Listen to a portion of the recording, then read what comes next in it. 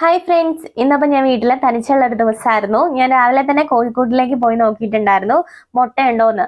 അപ്പോൾ ഇന്നൊരു മുട്ട മാത്രമാണ് രാവിലെ കിട്ടിയിട്ടുള്ളത്. പിന്നെ ഞാൻ വിചാരിച്ചു ഒരു കപ്പളങ്ങ തോരനാക്കാന്ന്. അപ്പോൾ കപ്പളങ്ങ തോരൻ കഴിച്ചിട്ട് കുറേ നാളായി കേട്ടോ. ഞാനപ്പോൾ മൂത്ത ഒരു കപ്പളങ്ങ നോക്കി കുത്തിയിട്ടിട്ടുണ്ടായിരുന്നു. ഇന്ന് കപ്പളങ്ങ അരിഞ്ഞെടുക്കുന്നത് ഇതിലാണ്, കത്തി വെച്ചിട്ടല്ല. അപ്പൊ നല്ല രീതിയിൽ അരിഞ്ഞെടുത്തിട്ടുണ്ട്.